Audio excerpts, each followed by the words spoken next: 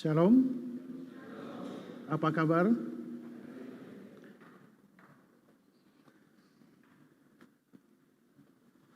Sebelum kita mendengarkan firman Tuhan, kita berdoa. Bapa di dalam surga, kami bersyukur kepada Engkau ya Tuhan, atas anugerah Tuhan yang tak terkatakan bagi kami. Kami sudah memuliakan Engkau, memuji Engkau. Tibalah saatnya kami mendengarkan firman-Mu. Mari Roh Kudus bekerja sama dengan hamba-Mu untuk menyampaikan firman-Mu dan menyatakan kuasa-Mu. Di dalam nama Tuhan kami Yesus Kristus, kami berdoa. Amin. Mari kita buka Alkitab kita bersama-sama yang terambil di dalam Kejadian, pasalnya yang pertama ayatnya yang ke-28. Setelah itu kita akan baca Kolose pasalnya yang ketiga ayat 23. Kejadian 1 ayat 28, perhatikan Alkitab saudara, saya akan membacakannya untuk kita sekalian. Firman Tuhan berbunyi demikian. Allah memberkati mereka, lalu Allah berfirman kepada mereka, beranak cuculah dan bertambah banyak, penuhilah bumi dan taklukkanlah itu, berkuasalah atas dan seterusnya. Nah saudara-saudaraku, Kolose pasal 3 ayat 23, Kolose 3:23 berbunyi demikian, apapun juga yang kamu perbuat, perbuatlah dengan segenap hatimu seperti untuk Tuhan dan bukan untuk manusia. Suatu ketika Gus Dur presiden kita, mantan presiden kita ditanya oleh para wartawan, pertanyaannya seperti ini saudara. Apa sih yang membedakan bangsa kita dengan bangsa lain di dunia ini? Nah saudara-saudaraku, lalu Gus Dur menjawab, konon ada 4 macam sifat bangsa. Lalu saudara-saudaraku dia berkata, sifat yang pertama saudara, adalah bangsa yang sedikit bicara, sedikit kerja. Dia kasih contoh saudara, sedikit bicara, sedikit kerja, yaitu negara Nigeria dan Angola. Nah, saudara ya, di gereja kadang-kadang ada yang sedikit bicara juga sedikit kerja, saudara ya. Nanti kita akan melihat yang lebih lanjut. Lalu yang kedua, saudara, Gus Dur melanjutkan, sifat yang kedua adalah sedikit bicara, banyak kerja. Yaitu dia sebut contoh negara Jepang dan negara Korea Selatan. Nah ini contoh yang kedua saudara ya. Sedikit bicara, banyak kerja.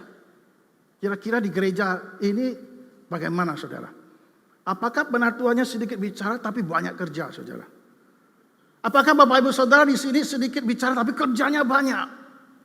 Nah Gus Dur kasih contoh. Jepang dan Korea Selatan saudara. Maka negara ini maju, pesat luar biasa ya. Lalu macam yang ketiga saudara adalah banyak bicara, banyak kerja. Yaitu Amerika dan China. Mereka memang banyak bicara. Kalau ada apa-apa, langsung ngomong, bicara. Tapi jangan salah, negara ini adalah negara yang juga banyak kerja. Yang keempat saudara. Sedangkan yang banyak bicara, sedikit kerja, Pakistan dan India. Nah saudara-saudara kadang-kadang di gereja juga begitu ya, banyak bicara tapi sedikit kerjanya saudara ya. Di GKT Nazaret tidak demikian ya, maksud saya di gereja lain ya. Ya di sini baik-baik ya, sedikit bicara tapi banyak kerja. Nah Bapak Ibu Saudara, lalu pada wartawan tanya kepada Gus Dur, kalau bangsa Indonesia masuk yang mana Gus? Saudara-saudaraku, lalu Gus Dur sejenak terdiam, dia pikir lalu dia jawab.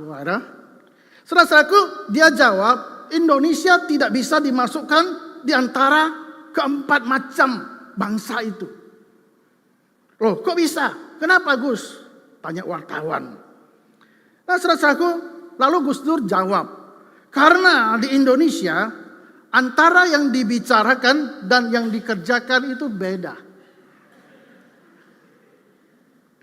Jadi ngomongnya A, kerjanya B, saudara. Di sini enggak, saudara ya. Sini baik-baik semua ya. Bapak Ibu saudara-saudaraku, wartawan saat itu tertawa dan mereka gembira, saudara, mendengar cerita lucu ini, saudara.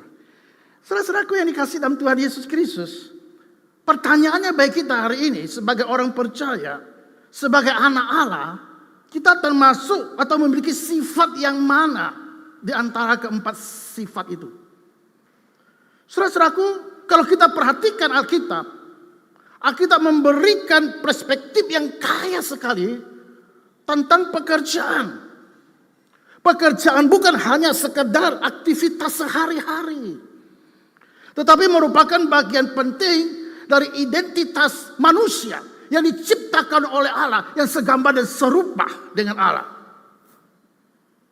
Saya mau saudara-saudaraku hari ini, dengan kita memahami perspektif Alkitab tentang pekerjaan, kita dapat menemukan makna yang sesungguhnya, kepuasan yang lebih besar dalam hidup kita. Saudara-saudaraku, sebelum kita membahas dua nats yang kita baca tadi, yaitu Kejadian dan Kolose yang kita baca tadi, kita akan melihat pandangan pekerjaan tentang pekerjaan menurut pandangan orang-orang Tionghoa. Saya percaya saudara-saudaraku, semua suku di dunia ini punya pandangan tersendiri dalam hal memandang pekerjaan. Jawa, Madura, ataupun yang lain, saudara.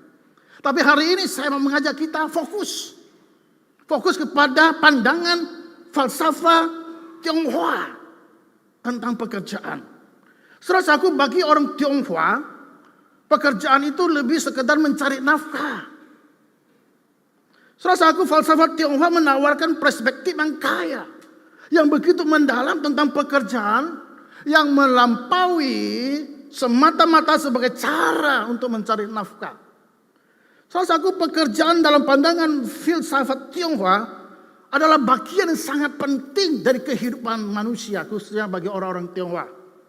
Adalah bagian integral dari kehidupan dan memiliki makna filosofis dan spiritual yang begitu luar biasa. Nah, saudara-saudaraku, perhatikan saudara-saudaraku konsep-konsep utama dalam falsafat Tionghoa tentang pekerjaan. Yang pertama, saudara-saudaraku, ada kata ren. Saudara-saudaraku, ren ini bukan manusia. Ya, kalau ren manusia itu tulisannya bukan seperti itu, saudara. Tapi ini ren, bacanya sama, tulisannya beda. Nah, saudara-saudaraku, ren ini artinya kemanusiaan atau kebaikan hati. Nah, saudara-saudaraku, pekerjaan bukan hanya sekedar tugas, tetapi kesempatan untuk bermurah hati, kesempatan untuk berbuat baik kepada orang lain di masyarakat kita. Itu namanya ren. Saudara-saudaraku, ini konsep yang sangat dalam sekali. Filosofi yang luar biasa sekali. Bahkan memiliki nilai-nilai spiritual yang hebat sekali. Ren. Lalu yang kedua, saudara-saudaraku, adalah yi. Yi ini, saudara-saudaraku, artinya keadilan atau kewajiban moral. Saudara-saudaraku, pekerjaan harus dilakukan dengan adil dan sesuai dengan prinsip-prinsip moral yang berlaku, saudara. Jadi ketika seseorang melakukan pekerjaan, tidak boleh sembarangan melanggar aturan, melanggar etika, bahkan melanggar moral. Kalau sudah melanggar moral, itu bukan pekerjaan, saudara-saudara. Nah, ini konsep yang penting. Pandangan falsafah yang begitu penting dari pandangan falsafah orang-orang Tionghoa. Berikutnya, saudara-saudaraku, ada li.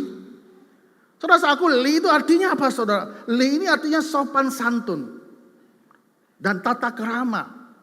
Nah, pekerjaan harus dilakukan dengan sopan dan menghormati orang lain. Nah, ini adalah pandangan yang begitu penting bagi kita, saudara. Ketika kita melakukan pekerjaan harus ada sopan santunnya, tata keramanya, ada kuikinya, saudara. Jangan sampai mau kuiki, saudara. Tapi harus ada kuikinya, ada sopan santunnya, ada tata keramanya. Lalu saudara-saudaraku, berikutnya adalah wue. Wue ini, saudara-saudaraku, artinya tidak berbuat sesuatu, tetapi mengikuti jalan alam. Dalam konteks pekerjaan, ini berarti bahwa kita bekerja secara alami, mengalir tanpa paksaan dan ambisi yang berlebihan. Saya sangat senang sekali mempelajari istilah-istilah ini, saudara. Karena istilah-istilah ini akan menolong saya, membantu saudara, dan membantu orang-orang yang ada di dunia ini untuk memperhatikan pekerjaan itu dengan sungguh-sungguh. Saudara-saudaraku, berikutnya adalah tahu. Tahu itu artinya apa, saudara? Tahu. Tahu itu artinya jalan dan prinsip universal. Pekerjaan adalah bagian dari jalan hidup yang lebih besar. Dan harus dilakukan dengan harmoni dengan alam semesta. Nah, ini namanya tahu. Ya. Kalau orang ngomong yutauli, artinya apa? Yutauli itu masuk akal. Yutauli. Kalau Anda ngomong sama orang lain, orang ngomong yutauli, masuk akal. Tahu penting, saudara-saudaraku. Nah, tahu ini akan menolong kita untuk bekerja lebih baik. Lalu berikutnya adalah fa. Fa itu artinya apa? Artinya hukum atau aturan. Nah, pekerjaan harus dilakukan sesuai dengan aturan yang berlaku, tidak boleh sembarangan. Pekerjaan pelayanan Tuhan di gereja pun ada aturannya, saudara. Pemimpin pujian, pemain musik, pengkhotbah, penyambut tamu dan tugas-tugas pelayanan lainnya, itu semua ada aturannya. Tidak boleh melanggar aturan di dalam pekerjaan dan pelayanan. Kalau saudara melakukan pelanggaran itu, maka saudara akan salah. Berikutnya, su, yang terakhir, saudara. Su itu artinya apa, saudara? Artinya keterampilan atau teknik. Pekerjaan membutuhkan keterampilan dan keahlian yang terus diasah. Saudara-saudaraku, kalau kita tidak punya keterampilan, tidak punya teknik apa-apa, saudara-saudaraku, maka kita nggak bisa melakukan pekerjaan kita dengan baik. Sama dengan pelayanan, saudara-saudaraku. Pemain musik harus belajar. Mungkin dari kecil umur 3,5 tahun atau 4 tahun sudah belajar les piano. Sampai dia begitu lihai. Itu karena proses pembelajaran waktu. Dan akhirnya mengalami apa? Seorang yang terampil. Pemimpin pujian juga. Tidak boleh sembarang, harus terampil, saudara-saudaraku. Khotbah juga demikian, harus terampil. Nah, semua pekerjaan harus dilakukan dengan keahlian, keterampilan. Dan itu harus diasah. Jangan menganggap enteng dalam pekerjaan saudara. Jangan menganggap enteng dalam pelayanan saudara. Dan itu harus terus belajar menjadi lebih baik. Saudara-saudaraku, filosofi atau falsafah yang saya sebutkan tadi, saudara-saudaraku, beberapa istilah Mandarin itu, saudara. Bagaimana dengan implikasi kata-kata itu dalam kehidupan kita, dalam dunia kerja kita, saudara. Nah, saudara-saudaraku, bekerja atau pekerjaan itu adalah panggilan. Pekerjaan bukan hanya sekedar mencari nafkah, tetapi juga panggilan untuk berkontribusi dalam masyarakat kita dan untuk mencapai potensi diri kita. Saudara-saudaraku, implikasi dalam dunia kerja juga berbicara mengenai bahwa etika kerja itu harus tinggi, saudara. Orang Tionghoa cenderung memiliki etika kerja tinggi, saudara. Karena mereka percaya bahwa pekerjaan adalah bentuk ibadah dan cara untuk mencapai kesempurnaan diri, saudara. Saudara-saudaraku, luar biasa bukan? Bahwa dengan kita bekerja maka kita bisa menjadi sempurna. Di Alkitab ada satu istilah, saudara-saudaraku, yang mungkin kita sangat hafal dalam Injil Matius. Bapa di surgamu sempurna. Sebab itu kamu harus sempurna. Saudara-saudaraku, mungkin bagi kita sebagian saudara tidak mengerti kalimat ini, saudara. Sempurna di sini, saudara-saudara, bukan sempurna yang arti tanpa cacat, tanpa celah, bukan. Kesempurnaan di sini, saudara-saudara, memakai kata istilah teleos. Nah, teleos ini istilah ini, saudara-saudara, mengandung arti keberfungsian, kegunaan. Kalau kamu benar-benar berfungsi sesuai dengan apa yang Tuhan ciptakan, maka kamu sempurna.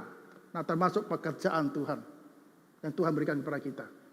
Pekerjaan adalah cara kita supaya kita bisa menyempurnakan atau mengalami kesempurnaan diri. Saudara-saudaraku, berikutnya adalah harmoni antara individu dan masyarakat.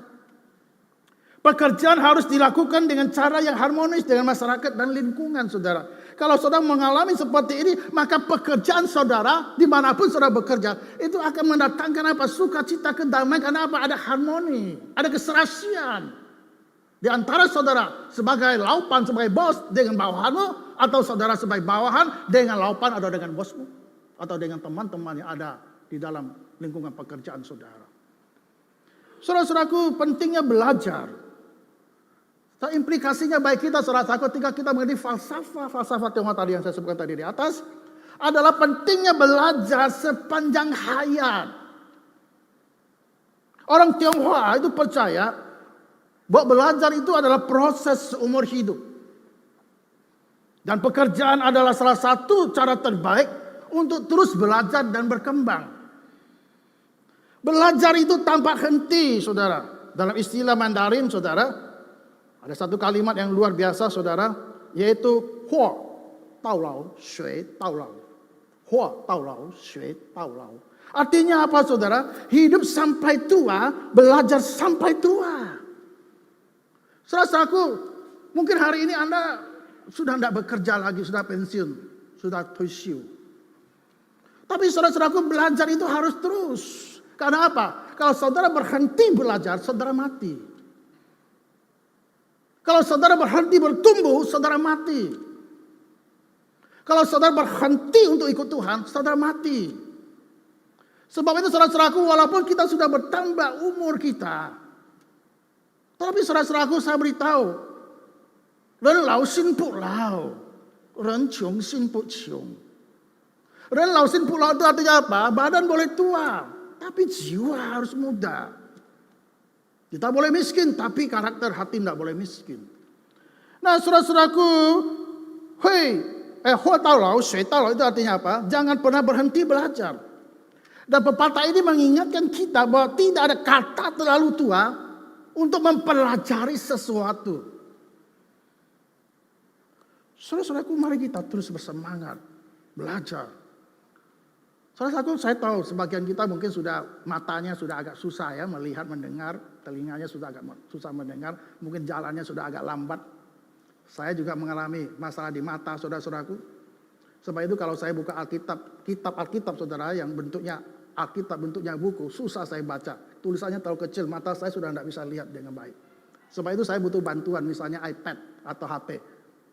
Karena apa? Di dalamnya ada terang, ya, ada lampu, dan saya bisa zoom in, semakin besar saya bisa lihat. Nah, saudara-saudaraku, kita punya kelemahan, saya tahu. Saya juga punya kekurangan, Anda punya kekurangan, tidak ada manusia yang sempurna. Tetapi saudara-saudaraku, bicara soal belajar, itu harus terus belajar, jangan berhenti. Saudara-saudaraku, kesabaran dan ketekunan itu penting. Orang Tionghoa menekankan pentingnya kesabaran dan ketekunan dalam mencapai tujuan, termasuk dalam pekerjaan, saudara. Saudara-saudaraku, zaman dulu nenek moyang kita yang datang dari Tiongkok pada masa Mao Zedong, karena keputusan Mao Zedong mengadakan revolusi atau evolusi, masalah besar-besaran, pabrik dibuka di mana-mana, semua harus kerja di pabrik. Dia lupa, saudara. Petani dibawa keluar kota, kerja di pabrik. Ternyata tidak ada petani yang nanam padi, saudara. Waduh, kelaparan besar pada zaman itu, saudara. Dan nenek moyang kita, saudara-saudaraku, mungkin ada kakek kita yang masih hidup, datang dari Tiongkok. Kelaparan di sana, mereka lari. Hidup ekonomi susah, mereka lari. Belayar. Ada yang sampai di Jawa, ada yang sampai di Kalimantan, ada yang sampai di Sumatera, ada yang sampai di macam-macam daerah. Akhirnya mereka tinggal di Indonesia, menikah dengan orang-orang pribumi, melahirkan anak-anak. Ada yang bawa istri dari sana, melahirkan bapak, orang tua kita, papa mama kita. Lalu kita lahir, kita masuk ke generasi yang ketiga. Bapak Ibu saudara tahu, waktu mereka datang, mereka tidak bawa apa-apa. Tetapi kok sekarang banyak orang Tionghoa bisa sukses, berhasil. Karena apa, saudara? Tekun bekerja. Menghasilkan uang, tidak langsung dibeli makanan. Makanannya sederhana, Indomie, kerupuk. Mungkin tidak suka doain kerupuk ya, ikan asin, saudara ya. Ada hakoi, ada apa itu, macam-macam. Mereka makan, sebagian disimpan. Akhirnya mereka punya uang banyak. Mereka baru bisa beli rumah, beli macam-macam. Sebelum kaya sekali. Mereka nggak akan pergi kemana-mana, saudara. Tapi zaman sekarang beda. Nggak punya uang, pengennya ke luar negeri. Nggak punya uang, pengennya baju sing api-api. Nggak punya uang, pengennya makan sing enak-enak, haucak-haucak semua. Beda ya. Tapi kita agak berubah generasinya. Tapi kita belajar tetap jiwa Tionghoanya masih ada. Orang-orang Tionghoa terus tekun dan belajar. Nah, saudara-saudaraku, ini falsafah yang begitu penting yang mendorong kita untuk kita bekerja lebih baik lagi. Saudara-saudaraku, kita kembali 2 ayat yang kita baca tadi. 2 ayat yang kita baca tadi menjadi dasar bagi kita untuk kita merenungkan tentang pentingnya pekerjaan kita yang Tuhan percayakan bagi kita di tengah-tengah dunia ini. Sebab itu kita harus bekerja dengan serius, bekerja dengan baik-baik. Dan apa yang dikatakan oleh kitab suci yang kita baca tadi? Kita lihat saudara, Kejadian pasalnya yang pertama ayat ke-28. Kaitannya apa dengan saya? Kaitan langsungnya apa dengan saya dari ayat firman Tuhan ini? Kalau saudara baca mungkin sekilas, Allah memberkati mereka ini adalah Adam dan Hawa. Lalu Allah berfirman kepada mereka, kepada Adam dan Hawa, beranak cuculah, bertambah banyaklah, penuhilah bumi, taklukkanlah, berkuasalah. Saudara-saudaraku, apa makna bagi kita? Saudara-saudaraku, mari kita lihat kaitan langsungnya, langsung to the point dalam diri kita. Saudara-saudaraku, adalah Tuhan mempercayakan kita untuk pengelolaan ciptaan. Perintah untuk menaklukkan bumi ini menyiratkan bahwa manusia diberi tanggung jawab untuk mengelola dan mengembangkan ciptaan Allah. Ini mencakup segala aspek kehidupan, termasuk pekerjaan. Nah, pekerjaan bukan hanya sekedar mencari nafkah, tapi juga merupakan bagian dari mandat ilahi untuk mengelola dan mengembangkan bumi ini. Nah, ini sudah mandat ilahi, pengelolaan ciptaan, termasuk kita bekerja. Saudara-saudaraku, apa yang kita bisa pelajari kaitan langsungnya dari kejadian ini adalah produktivitas, saudara. Saudara-saudaraku, perintah untuk beranak cucu, bertambah banyak, serta memenuhi bumi, menunjukkan bahwa Allah menghargai produktivitas dan pertumbuhan. Dan dalam konteks pekerjaan, ini berarti kita dipanggil. Untuk apa, saudara? Untuk bekerja keras, untuk kreatif, untuk inovatif, dan berkontribusi bagi masyarakat. Dan ini bukan main-main, saudara-saudaraku. Kalau saudara hanya membaca langsung tidak mendapatkan nilai-nilai yang luar biasa, nilai-nilai spiritual yang bisa kita terima, maka ayat ini nggak ada artinya, nggak ada kaitannya, saudara. Tapi produktivitas itu penting, saudara. Saya katakan kalau saudara menjadi orang Kristen yang tidak produktif, maka saudara bersalah. Bukan hanya kepada orang sekitar saudara, tapi saudara juga bersalah kepada Tuhan yang menciptakan saudara. Inovatif, saudara. Semua harus ada.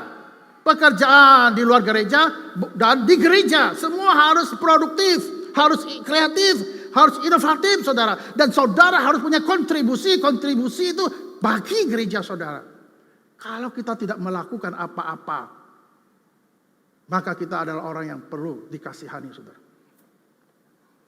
Saudara-saudaraku, bukan seperti lelucon yang mengatakan orang yang perlu dikasihani adalah orang yang lahirnya di Balikpapan, hidupnya di Malang, matinya di Palu.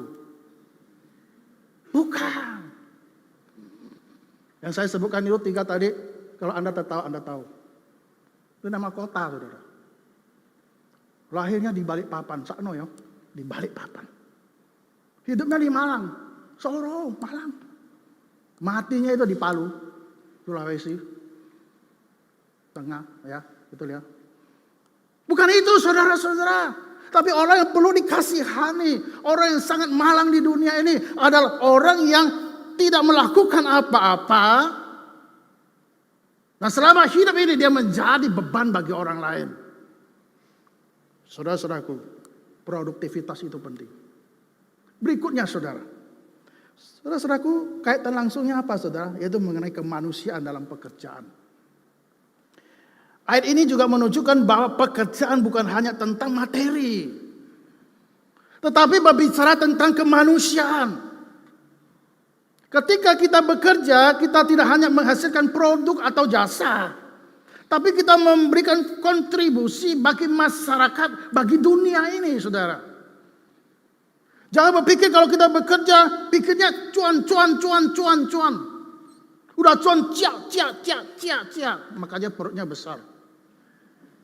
Setelah itu, caw. Cawnya kemana? Waduh, aku tahu. Cawnya naik surga enggak apa-apa. Kalau cawnya enggak naik surga. Caw itu pergi. Hui tian jia. Bukan pulang kampung. Cuan caw itu. Ini pemahaman di luar Kristen. Saudara-saudaraku, Kejadian pasal 1 ayat 28. Ini memberikan landasan teologis yang kuat untuk memahami pentingnya pekerjaan dalam kehidupan manusia. Pekerjaan bukan hanya berbicara soal mencari nafkah, tetapi berbicara mengenai apa? Supaya hidup kita ini bermanfaat bagi orang lain. Bukan itu saja, tetapi kemuliaan bagi Tuhan, melayani sesama, berkontribusi bagi kemajuan dunia ini, saudara. Saudara-saudaraku, pekerjaan pelayanan di gereja juga harus seperti itu, saudara-saudaraku. Saudara-saudaraku, kita harus menjadi orang Kristen yang bergairah, orang Kristen yang produktif, orang Kristen yang bermanfaat, orang Kristen yang berguna, bukan menjadi orang Kristen yang orang Kristenan saja. Di dalam dunia ini ada 3 macam orang Kristen, saudara. Macam yang pertama adalah orang Kristen jadi Kristen. Jadi Kristen itu gampang, saudara. Saudara asal percaya saja, menerima Yesus sebagai Tuhan dan Juru Selamat, dibaptis, jadi anggota gereja GKT Nazaret Surabaya. Jadi Kristen. Wah, Bapak jadi Kristen? Iya, aku jadi Kristen. Dari anggota gereja mana? GKT Nazaret, Jalan Panghela. Bangga. Kita harus bangga memang, saudara. Itu jadi Kristen loh. Yang kedua, saudara, orang Kristen yang jadi Kristen. Yang kedua adalah orang Kristen yang jadi-jadian. Di sini tidak ada, saudara. Maksud saya, tidak mengaku. Kristen jadi-jadian. Loh Pak, ada gak? Ada Kristen jadi-jadian. Loh, Kristen jadi-jadian kayak apa, Pak? Ya, Kristen jadi-jadian ada Kristen yang ya kalau minggu ke gereja, tapi kalau sudah pulang lupa sama Tuhan, lupa sama macam-macam ya. Hidup rohaninya ini berantakan. Itu Kristen jadi-jadian. Di sini tidak ada ya. Di sini tidak ada ya Kristen jadi-jadian ya. Pendeta khotbah tersinggung dia. Jumat Tuhan yang lain ngomong sedikit agak keras, tersinggung. Tidak datang gereja lagi. Ngapain gereja-gerejaan Yesus-Yesusan? Tidak ada gereja-gerejaan Yesusan. Ngambek. Banyak orang Kristen seperti itu loh. Dikhotbahin keras, ngambek. Dikhotbahin lembut, katanya aduh terlalu lembut. Susah menjadi hamba Tuhan. Gampang tersinggung, gampang marah, tidak melakukan apa-apa, ngomongnya kasar, keluar kata-kata binatang, itu Kristen jadi-jadian. Pak, ada nggak pendeta jadi-jadian? Ada. Nah, saya seimbang loh, saudara ya. Jadi pendeta gampang, saya ini kan jadi pendeta. Ada nggak pendeta jadi-jadian? Banyak. Jangan sebut nama itu, saudara. Saya tahu orang itu. Itu pendeta jadi-jadian, Kristen jadi-jadian ada. Banyak, lebih banyak lagi. Yang ketiga, saudara. Kristen jadi. 1 jadi Kristen, 2 Kristen jadi-jadian, yang ketiga Kristen jadi. Ada jadinya, saudara. Kristen jadi artinya apa, saudara? Artinya Kristen yang sungguh-sungguh Kristen, wes jadi Kristen. Tapi dia Kristen jadi. Kapan kita tahu bahwa dia Kristen jadi? Saat dia mati nanti. Ikut Tuhan setia. Dari kecil ke gereja, sampai tua ke gereja. Nah, matinya. Pendeta ngomong, berbahagialah mereka yang matinya di dalam Tuhan. Wah ya, Kristen jadi. Kesaksiannya baik. Luar biasa. 3 ini Bapak Ibu Saudara termasuk yang mana? Jangan kasih tahu saya tahu orangnya. Bapak Ibu Saudara-saudaraku yang dikasih dalam Tuhan, itu kejadian yang kita belajar. Saudara-saudaraku, melayani sesama berkontribusi bagi kemajuan gerejamu, bagi kemajuan duniamu, bagi kemajuan dirimu, saudara. Itu kejadian yang kita pelajari. Kita lanjut, saudara. Yang kedua, dalam Kolose pasal 3 ayat 23, firman Tuhan berkata demikian. Apapun juga yang kamu perbuat, perbuatlah dengan segenap hatimu. Perhatikan kata segenap hatimu. Seperti untuk Tuhan dan bukan untuk manusia. Saudara-saudaraku, ayat ini memberikan kita sebuah prinsip dasar tentang bagaimana kita harus atau seharusnya menjalani kehidupan sehari-hari. Terutama dalam konteks pekerjaan atau tugas yang kita emban. Nah, Paulus di sini, saudara, penulis surat kepada jemaat di Kolose mendorong kita. Ada 3 hal yang penting yang dia dorong kita agar kita hidupnya senantiasa menyenangkan Tuhan. Yang pertama, saudara, perhatikan, bekerja dengan segenap hati. Bekerja dengan segenap hati. Hati itu apa, saudara? Di sini semua punya hati ya. Saya punya hati. Bapak Ibu Saudara punya hati. Saudara-saudaraku, hati itu apa? Hati itu apa, saudara? Kalau kita bicara mengenai hati, seringkali kita mendengar kata kalimat, kamu gak punya hati. Maksudnya apa? Maksudnya apa? You gak punya hati. Pernah gak kita ngomongin orang Kristen tapi gak punya hati? Pernah gak kita ngomong orang lain, anak Tuhan, tapi hatimu di mana? Gak punya hati artinya apa? Benar-benar kita gak punya hati. Ada kalimat hati-hati. Hati-hati itu apa? Lo pakai kata hati itu banyak loh kalimat dalam bahasa Indonesia. Ya, hati-hati itu apa? Hati itu apa? Hati itu di mana, saudara? Hati itu di mana? Kita punya hati semua kan? Secara fisik. Jarohan itu hati loh. Hati itu jarohan kita kan? Itu di mana taruhnya itu? Tubuh, saya tahu tubuh, tapi di mana posisinya yang tepat itu di mana? Saudaraku, hati itu di sini atau bukan? Hati di sini atau bukan? Ini jantung. Kalau tidak percaya saudara belai. Ada rusuk-rusuk yang begitu banyak yang melindungi jantung.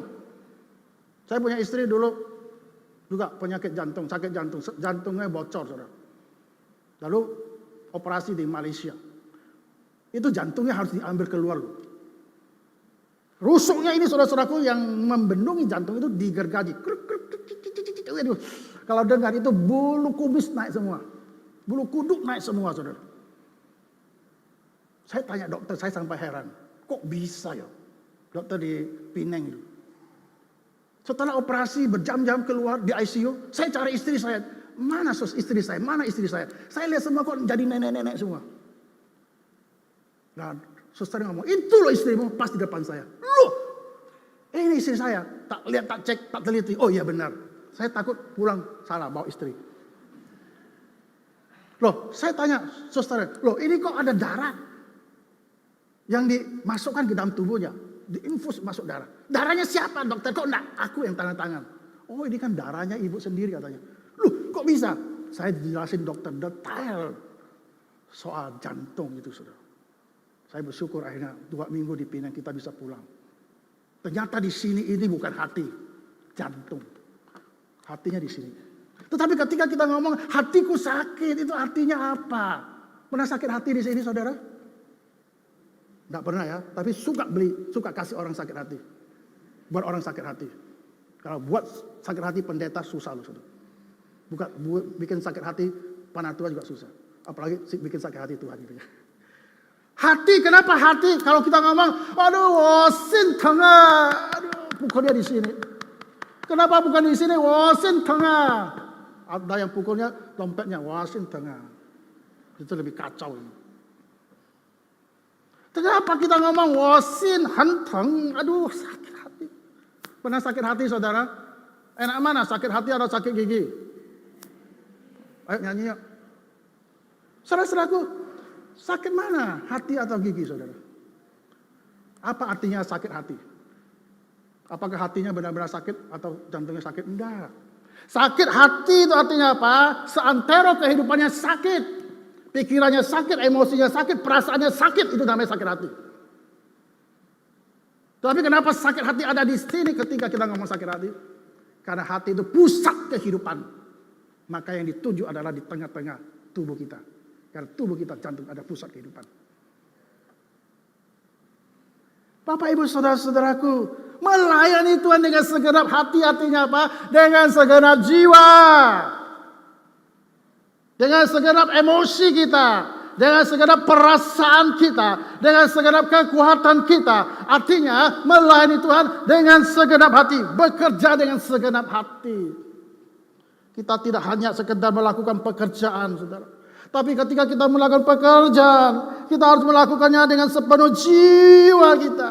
Dengan segenap emosi pikiran kita. Dengan segenap kekuatan kita. Itu artinya apa? Artinya ketika kita bekerja, kita harus melakukan yang terbaik.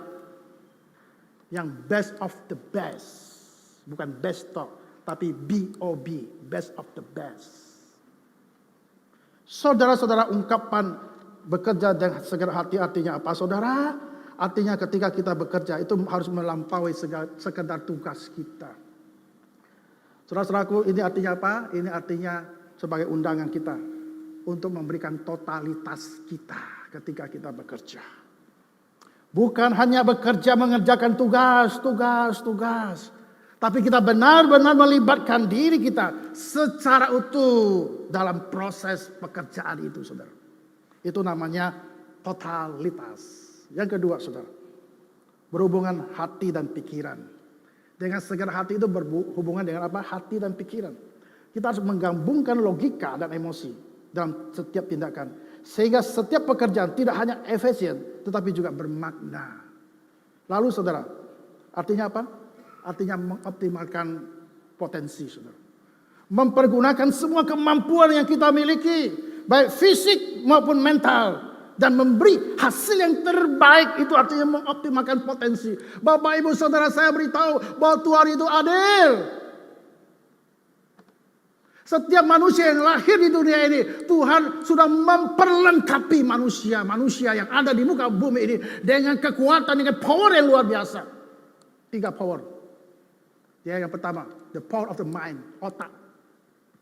Saudara-saudaraku, setiap manusia yang lahir di dunia ini Tuhan sudah taruh otak itu dalam tubuh manusia sejak manusia dilahirkan.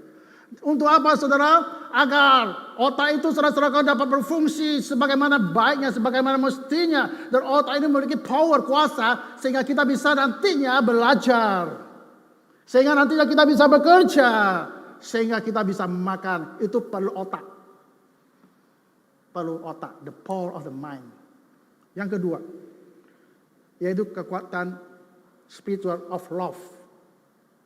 Ya. Kekuatan kasih. Saudaraku, di sini siapa yang pernah diajarkan tentang kasih?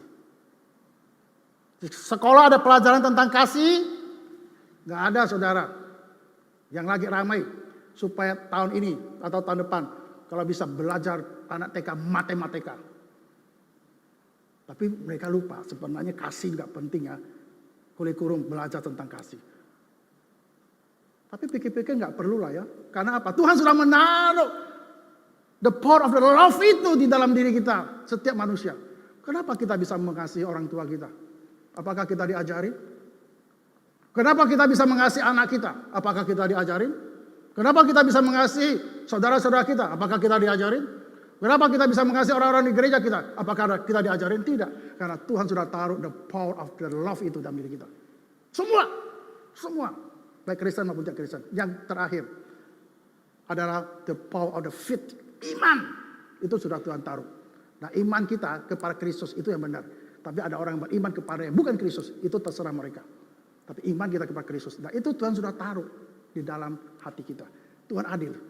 Nah, saudara-saudaraku, oleh sebab itu saudara-saudaraku, the power of the mind, the power of the love, the power of the faith yang Tuhan tahu dalam kita. Itu harus kita optimalkan, kita harus kembangkan, kita harus optimalkan. Jangan sampai kita membiarkan itu, saudara-saudaraku, dan mati dan tidak bertumbuh.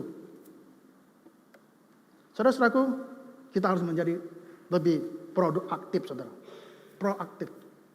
Menjadi proaktif tidak hanya menunggu perintah, tetapi juga inisiatif untuk mencari solusi dan meningkatkan kualitas kerja kita.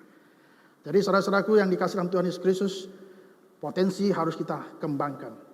Yang kita miliki, dari kekuatan-kekuatan yang saya sebutkan tadi. Dan juga proaktif, saudara. Supaya kita bisa menghasilkan sesuatu yang baik. Saudara-saudaraku, Charles Stanley. Charles Stanley seorang pendeta, dia berkata demikian. Kita tidak mempunyai hak untuk memutuskan di mana kita harus ditempatkan.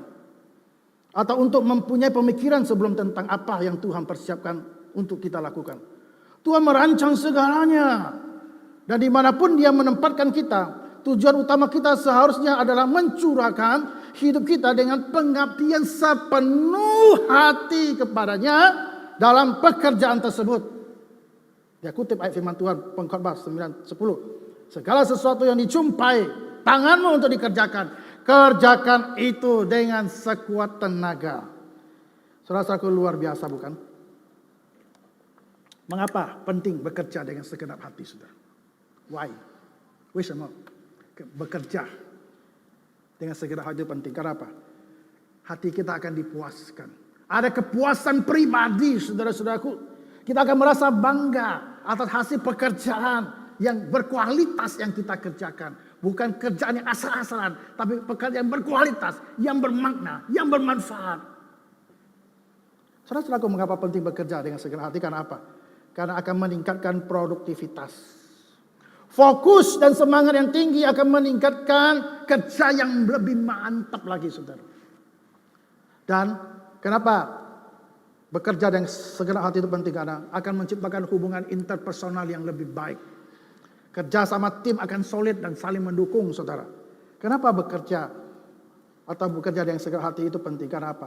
Kita akan memiliki kesuksesan yang jangkanya panjang. Pengakuan atas prestasi dan peluang untuk berkembang itu lebih banyak lagi, saudara-saudaraku. Bukankah itu lebih enak, saudara, kalau kita bekerja dengan segenap hati daripada setengah hati, saudara? Berikutnya, saudara. Yang kedua, dari Kolose ini, saudara. Bekerja untuk Tuhan, bukan untuk manusia.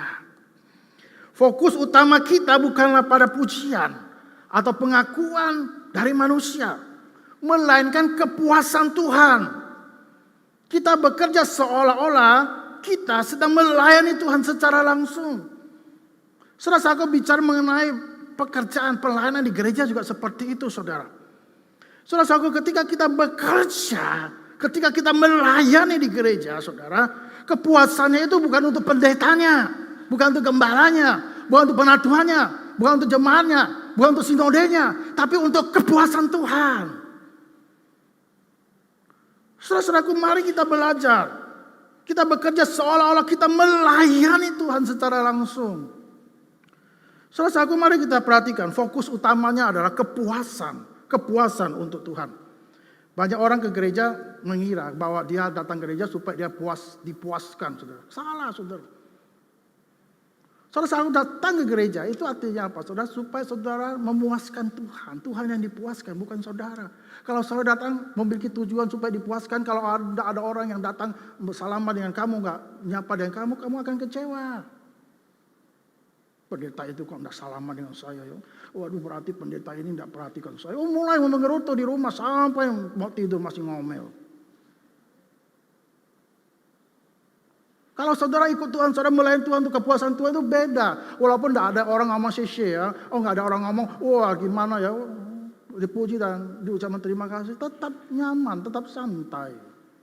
Karena kepuasan itu bukan untuk diri saudara, untuk Tuhan. Saudara-saudaraku yang dikasih dalam Tuhan Yesus Kristus. Motivasi yang lebih tinggi itu penting, saudara. Saudara-saudaraku, ketika kita bekerja dengan motivasi untuk menyenangkan Tuhan, kita akan menemukan semangat dan terus berlanjut bekerja. Kualitas kerja akan lebih baik, saudara. Karena apa, saudara? Karena kita bekerja untuk tujuan yang lebih besar. Kita cenderung lebih teliti, bertanggung jawab dan berusaha memberikan yang terbaik. Dan saudara-saudaraku perlu ingat, kalau kita bekerja fokus utamanya untuk Tuhan, maka ada kedamaian di hati, saudara. Meskipun menghadapi tantangan, kita akan merasakan kedamaian. Dan kedamaian itu, saudara-saudaraku, kita yakin kita akan membuat kita melakukan hal yang lebih besar, hal yang lebih benar, yang memuliakan Tuhan. Saudara-saudaraku, kenapa kita ke gereja nggak ada damai ya? Ada pujian, adakah damai di hatimu? Adakah sukacita? Pernah dengar lagu ini, saudara? Tapi ketika kita nyanyi, selesai nyanyi nggak ada damai ya. Nggak ada sukacita ya. Kenapa? Karena aku melihat orang di gereja itu mukanya mencucu semua. Masam semua. Datang masam, pulang masam. Nggak ada perubahan. Begitu-begitu saja. Membosankan, menjenuhkan. Nah, saudara-saudaraku yang dikasih dalam Tuhan, fokus kita kepuasan dulu Tuhan. Kalau Tuhan puas, kita pasti puas, saudara. Kalau kita puas, belum tentu Tuhan puas. Tapi kita sering kali menekankan supaya kita puas dulu. Saya tidak peduli siapa Tuhan yang saya sembah. Pokoknya saya puas. Kalau saudara menganggap diri seperti itu, saudara adalah orang yang egois. Melayani Tuhan secara langsung. Melayani segala hati-hati yang melayani Tuhan secara langsung. Setiap tugas adalah pelayanan. Tidak ada pekerjaan yang dianggap remeh. Semua adalah bentuk pelayanan kepada Tuhan. Sebab itu saudara-saudaraku, kalau kita melayani Tuhan secara langsung, maka harus sikap rendah hati. Memiliki sikap rendah hati, kita akan lebih menghargai sesama dan tidak mencari kedudukan. Dan berkat akan dicurahkan bagi kita. Berkatnya berlimpah. Tuhan akan memberikan berkat yang berlimpah bagi mereka yang setia melayaninya. Ini yang kedua. Terakhir, saudara, yang ketiga. Saudara-saudaraku, dari teks ini, dari Kolose ini kita menemukan yang ketiga, saudara, adalah menghubungkan pekerjaan dengan ibadah. Paulus mengajarkan bahwa pekerjaan kita bukanlah sesuatu yang terpisah dari kehidupan rohani kita. Tidak. Ketika kita bekerja, saudara-saudaraku, di mana kita bekerja, kehidupan rohani kita itu harus nampak dalam pekerjaan kita. Jangan Anda berpikir, saudara, kalau aku bekerja saya menyingkirkan Yesus. Yesus tidak perlu ikut, Yesus tidak perlu melak, aku bekerja. Sehingga kalau Yesus tidak melak, Yesus tidak ikut, aku bisa sembarang bekerja. Itu bukan cara pikir orang Kristen yang waras. Saudara-saudaraku, setiap tugas yang kita lakukan adalah kesempatan untuk memuliakan Tuhan. Timothy Keller pernah berkata demikian. Bekerja merupakan kehormatan. Karena itu adalah sesuatu di mana Allah turut mengerjakan. Dan karena kita melakukannya di tempat Allah. Di mana kita sebagai wakilnya. Oh, saudara ya, kalimat ini memiliki makna yang begitu dalam sekali. Lalu saudara-saudaraku, ada seorang penafsir, Matthew Henry pernah berkata demikian, saudara. Dia berkata demikian. Pekerjaan dunia akan berhasil dengan baik apabila dikerjakan dengan ketulusan dan hidup bersekutu dengan Allah. Sementara berada di dunia ini, anak-anak Tuhan serta pewaris surga mempunyai sesuatu untuk dikerjakan dengan bumi ini. Yang patut menerima waktu dan pikiran mereka ini. Jika mereka melakukannya sambil mengingat Allah. Perhatikan saudara, ada hal yang perlu kita kerjakan. Ketika kita bekerja harus selalu mengingat Allah. Apalagi dalam pelayanan harus selalu mengingat Allah. Lalu saudara-saudaraku, jika kita melakukan sambil mengingat Allah, mereka juga beribadah kepadanya. Sama seperti ketika mereka sedang berlutut. Saudara-saudaraku, pandangan ini luar biasa. Saudara-saudaraku, pekerjaan itu sebagai bentuk ibadah, saudara. Semua pekerjaan itu bernilai. Baik pekerjaan yang dianggap mulia maupun sederhana. Tetapi di hadapan Tuhan nilainya sama. Setiap tugas yang kita lakukan adalah bagian dari rencananya. Pekerjaan sebagai bentuk ibadah adalah memuliakan Tuhan di dalam segala hal. Dengan bekerja, saudara-saudaraku, dengan integritas, profesionalisme, dan semangat melayani, kita sebenarnya memuliakan Allah di tempat kita kerja. Saudara-saudaraku, pekerjaan yang bentuk ibadah adalah menjadi saksi Kristus. Lingkungan kerja adalah ladang misi yang luas. Melalui perilaku kita, sikap kita dapat menjadi saksi Kristus dan rekan-rekan lain-lain dan orang-orang di sekitar kita. Sehingga ketika mereka melihat kita, mereka melihat Kristus. Dan kita disebut anak-anak Allah. Jangan sampai ketika melihat kita, mereka lihat iblis. Malah lebih parah daripada iblis. Dan tidak memuliakan Tuhan. Saudara-saudaraku, bagaimana kita menghubungkan pekerjaan dengan ibadah? Bagaimana kita hubungkannya? Yaitu memiliki motivasi yang benar. Saudaraku, bukan semata-mata untuk keuntungan pribadi, tapi juga untuk kemuliaan Tuhan. Bagaimana kita menghubungkan pekerjaan dengan ibadah? Saudaraku, kita harus bekerja dan memberi kualitas kerja yang unggul. Memberikan yang terbaik dalam setiap pekerjaan sebagai bentuk penghormatan kepada Tuhan.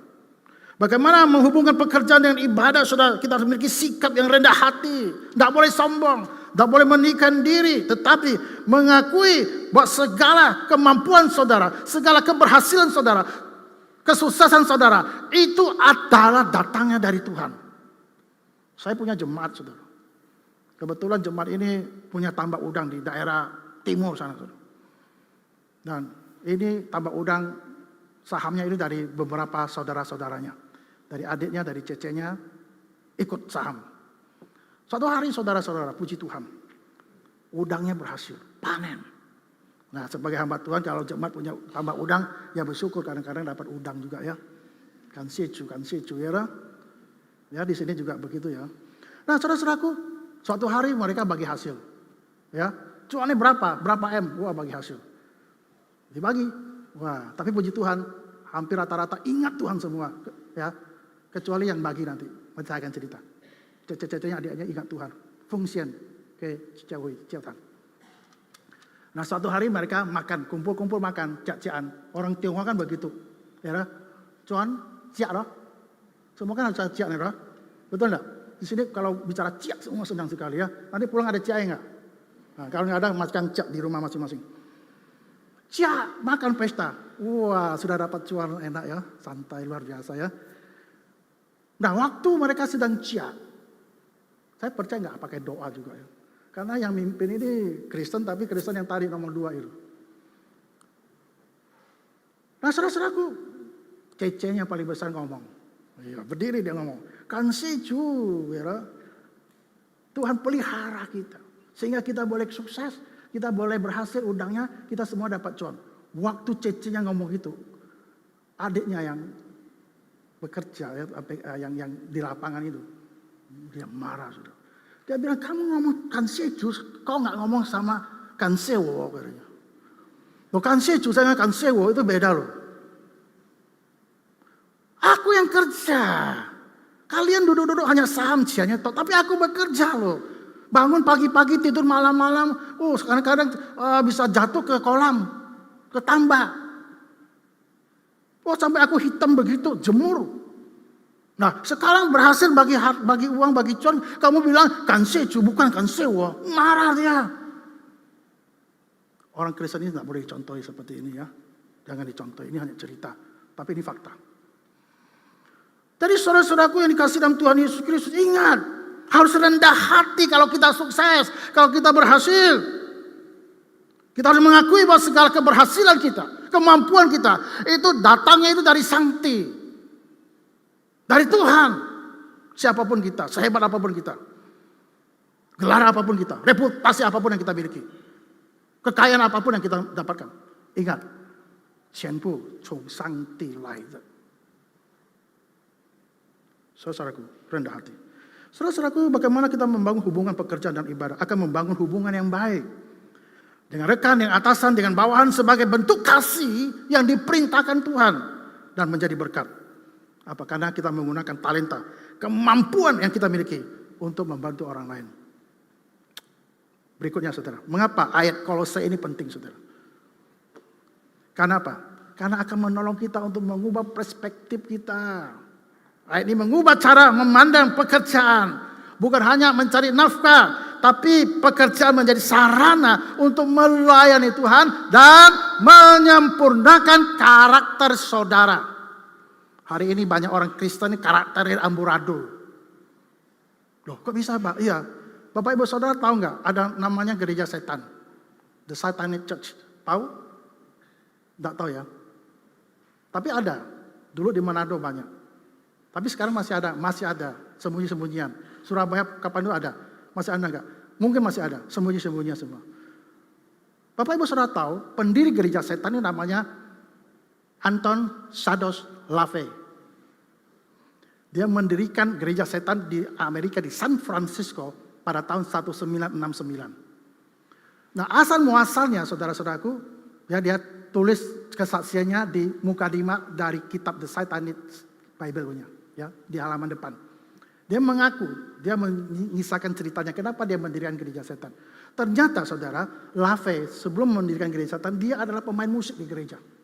Waduh, hebat sekali, ya. Semua dia bisa. Tapi saudara, kenapa dia mendirikan gereja setan? Nah, dia mendirikan kesaksiannya. Dia ngomong, pada suatu hari, pada malam minggu, ya, aku melihat orang-orang yang ke gereja, di gerejaku. Pada waktu itu mereka pergi nonton tarian atau festival tarian setengah telanjang.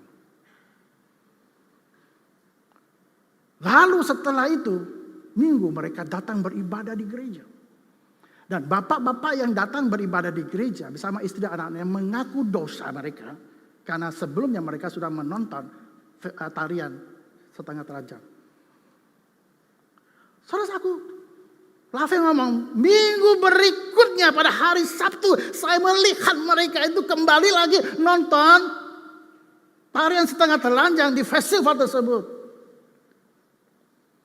Dan Anton Sados LaVey menjadi kecewa banget. Dia keluar dari gereja itu. Dia mendirikan gereja setan.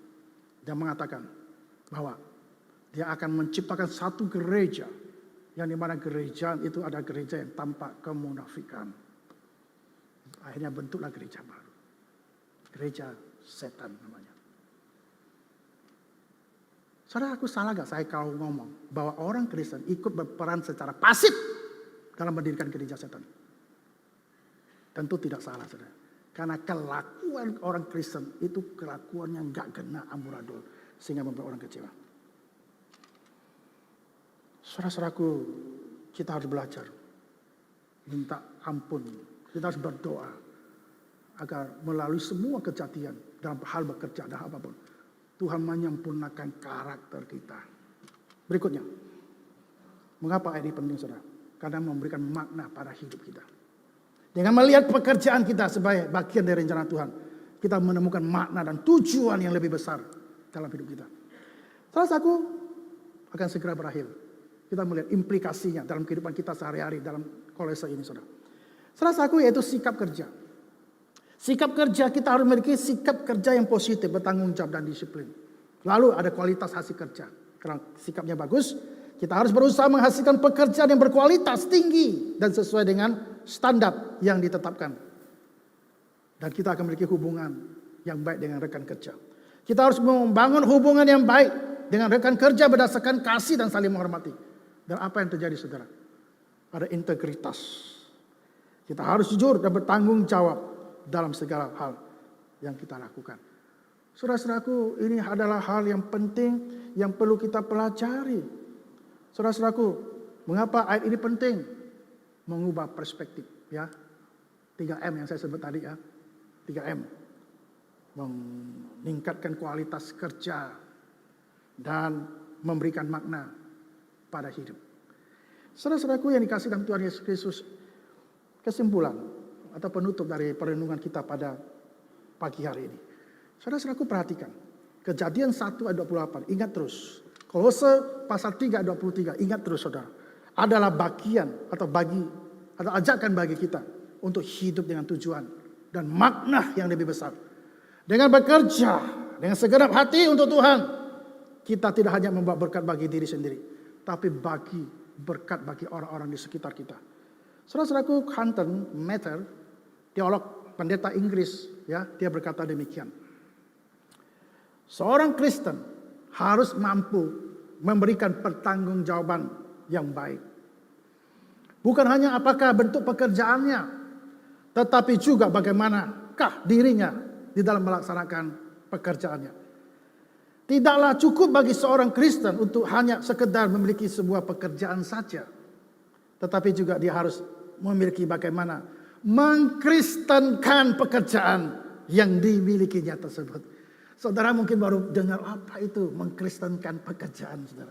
Kalau kita tanda petik mengkristenkan orang, menginjili orang kan beda. Tapi ini mengkristenkan pekerjaan, saudara.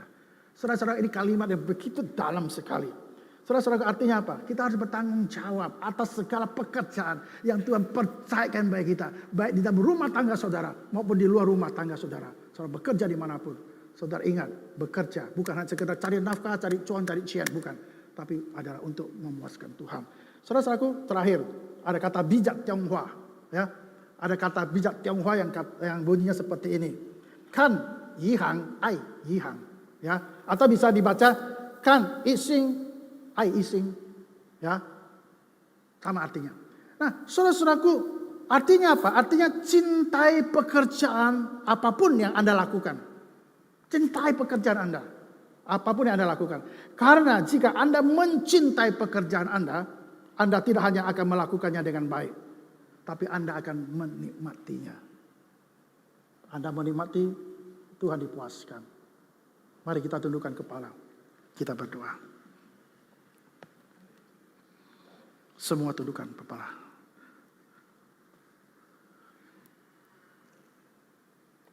Apakah hidupmu sudah memuliakan Tuhan? Apakah hidupmu sudah memuaskan Tuhan? Melalui seluruh pekerjaan yang Tuhan percayakan bagi saudara. Baik di rumah saudara maupun di tempat kerja. Di luar rumah saudara. Di kantor, di sekolah, di masyarakat. Puaskan Tuhan. Kalau Tuhan puas, kita akan puas. Bapa di dalam surga, kami bersyukur kepada Engkau. Kami boleh belajar firman Tuhan yang singkat ini. Kiranya menolong kami untuk sepanjang hidup kami. Sampai kami menghadap Tuhan. Bapa berkati setiap pekerjaan yang kami kerjakan. Entah itu pekerjaan yang biasa-biasa saja. Sampai pekerjaan yang mungkin luar biasa. Kami yang sebagai ibu rumah tangga. Kami yang sebagai kepala keluarga. Kami sebagai guru, sebagai dosen. Kami sebagai pegawai, pekerja. Kami sebagai hamba-hamba Tuhan, siapapun kami. Tuhan biar seluruh pekerjaan kami, sungguh-sungguh kami kerjakan dengan baik. Bukan hanya sekedar mencari nafkah, tetapi benar-benar memuliakan Tuhan. Memuaskan Tuhan. Berkati setiap kami yang sudah mendengarkan firman-Mu yang ini ya Tuhan. Terpujilah nama Tuhan. Dalam nama Tuhan kami Yesus Kristus, kami berdoa. Amin.